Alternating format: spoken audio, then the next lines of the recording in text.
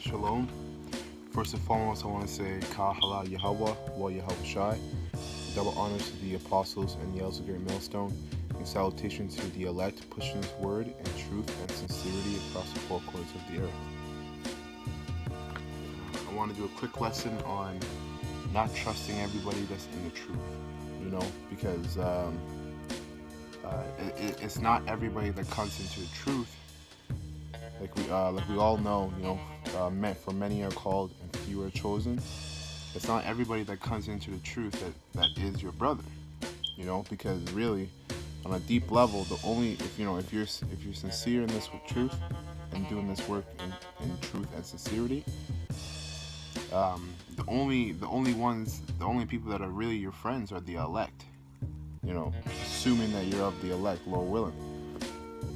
So everybody else is really your enemy, right? Because they're not in one accord or in one mind with you when it comes to the word of the Most High and His Son. Now, I got two scriptures. I got one very short scripture here. I'll start off with Micah chapter 7 verse 5, and it reads, "Trust ye not in a friend, put ye not confidence in a guide.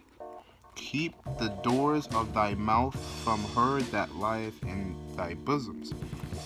Now, at the end there it says keep the doors of thy mouth from her that lieth in thy bosom. Now, for all you brothers that live with your woman, you're not supposed to trust your woman with everything and with everything you do, all right? Because first of all, our women are not in their right minds in this kingdom. All right, and second of all, they're the weaker vessels. All right, so you can't trust all your secrets to a woman who's weaker than you. That's just that simple. All right, and so when it says trust not in a friend, it's because, man, in the end of the day, man, this might sound rough, but in the end of the day, the truth is that you do not know who's of the elect and who isn't. You don't know who the Lord has in this truth to just be as an example to you or onto other brothers, or to actually be of the elect. So you can't, I'm going to get into it, but you're supposed to try everybody that comes in the truth and see if they're worthy. Okay, so now getting to my main scripture here, it's Sirach, or also known as Ecclesiasticus chapter 6 verse 7, and it says, "If thou wouldest get a friend, prove him first, and be not hasty to credit him, because pride is easy to men." Pride is a very easy thing to obtain to a man. So you have for example, man, Gorilla Hebrew, he came to the truth, came up on a level, learned some knowledge, learned some of the scriptures, and throughout his journey of becoming there, he was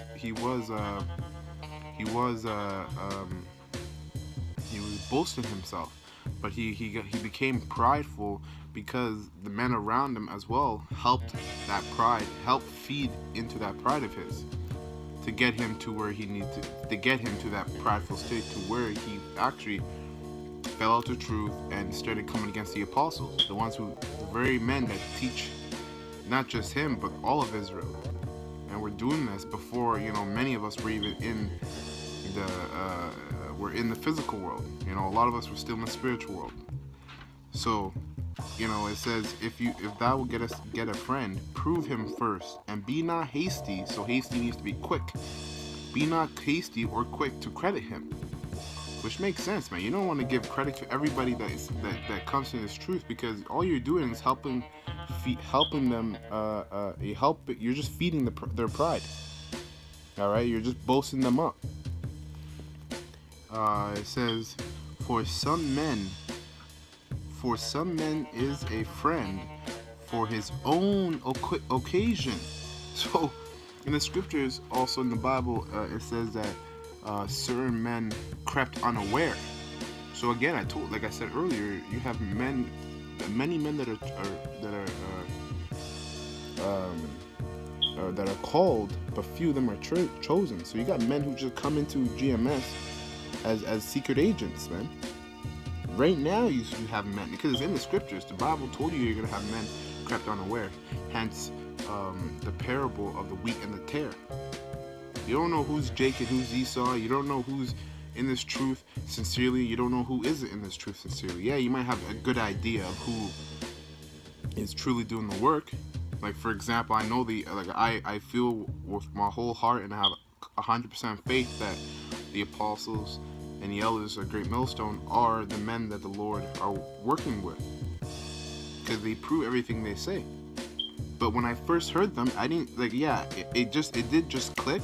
But they had to, if they wouldn't have went through everything they went through and proved everything they said, I couldn't have fully believed them. The only reason I can be confident in the knowledge I've learned from those men, is because they've proved everything that they've said. They say there's reincarnation in the scriptures, the reincarnation is a part of the Bible, then they prove it. Cornelius is an Israelite, not an Edomite, they prove it. The Lord is only coming for Israel, they prove it. So in the beginning, when it says, if thou would get us a friend, prove him first. Well, aren't we all brothers in this truth?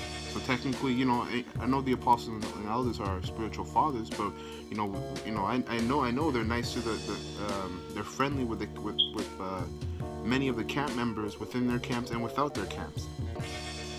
So we're all brothers in this truth. But they're constantly at the beginning, I had to make sure that everything that they were saying was the truth, and they proved it.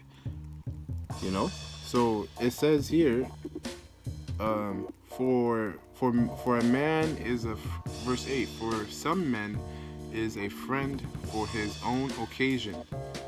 So some people only become your friends or become close to you in this truth for their own purposes, for their own plans. Not because they genuinely actually care for you and want to see you succeed in this truth, which the end goal in this truth is to be saved, man. Not a lot of brothers actually sincerely want that for other brothers, man. You got brothers in certain camps that are jealous of other brothers. Well, I want what he has. How come he has to be the head? Why can't I be the head?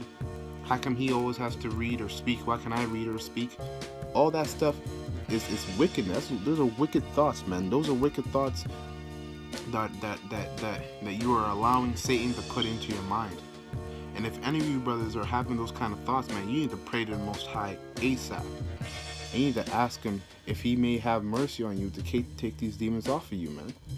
Because all that's gonna do is lead you out to truth, and once you're out to truth, that's death and destruction for you and your family.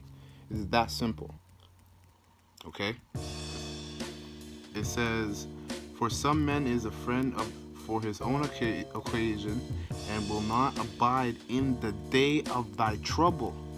So all of a sudden, you got somebody who you're close with, who came to this truth, or maybe isn't in the truth, okay? And you're close with, and all of a sudden things are going good, but when you're in trouble, they're nowhere to be found. Well, that's their true nature, man. And now, because you've put all your trust in that person, now that you're in your day of trouble, you're left, you're left out there like a sitting duck, not knowing what to do. Okay?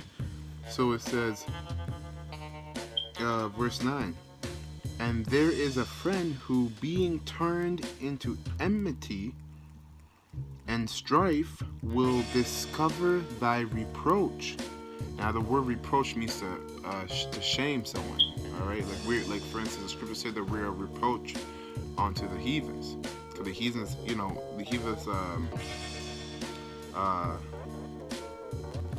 they shame us, right? That we're on the bottom. Everybody laughs and scorns at us. So, basically things that are your shame are your secrets, things that you keep secret, things that you don't allow everybody to know. Because scriptures say a wise man hideth his shame, so therefore it's the secret. But you got a lot of men that have come in this truth, coming into GMS, and are just gathering information off certain brothers. Certain men crept unaware. gathering certain information on brothers, so that when they leave, or when shit really hits the fan and they show their true colors, they have all this information on you, and they shame you. Like I remember a while back, maybe a year or 2 years ago, I think it was. You had men who, for Apostle Ricard, you had men who were trying to say that he was, going off, or was like, was going off because he had a biker shirt on and he was with a couple dudes. He took a picture, and I think I don't remember the exact story, but I think these guys put it up online and did a video on it, and were trying to go in on the apostle like he was going off, when he really wasn't. He wasn't going off at all. And I remember Apostle Ricard, I watched this video, and the one thing that really stuck out to me, he said, those of you, the men that actually know me know that, what he's doing is not wrong, that he's not going off. And it was true, man. Right? But that's one example, one of many examples of men coming into this truth who are really just, in GMS to just gather information on brothers. So be aware who's in your camp, and I'm not saying to cancel everybody that's in the truth with you and be like, nah, I don't trust you, don't talk to me. No, because there's 144,000 men who are actually would die for their brothers and love their brothers to death. And those are the men you want to look for. But to find those men, you have to look. You have to be very observant and diligent and smart and wise. So that's why the scriptures say, if thou would get us a friend, prove him first. Let that friend prove to you that he is a man of the Lord, so that you may be able to trust him. All right? And it says, verse 10, again, some friend is a companion at the table. All right? So when we're in a group laughing and drinking and having a good time, yeah, he's a friend then, right? And will not continue in the day of thy affliction. But when hell falls upon you, and let's say you're stuck, your car breaks down. You call the brother and the brother doesn't answer the phone. Okay, something might happen, but he never gets back to you. You ended up to walk a couple miles back home, and now you never hear from that brother when you're struggling. But when all of a sudden you come into some kind of money and you're doing all right, you get a call from the brother. That already shows you that that man really isn't your friend. Yahushua said it best. He said, "What greater love is there than the man that who would lay down his life for his brethren, for his brother, or for his friend?" And the word friend means brother. So, that's it, man. That's the type of love you're supposed to have for one another, and it's true. You're supposed to love that brother so much that you can actually see yourself dying for him. That's the love you should show, because Yahushua also said that the world should know that we're his prophets by the love that we show to each other, the care we show to each other. If a brother doesn't have, man, this is how I see it.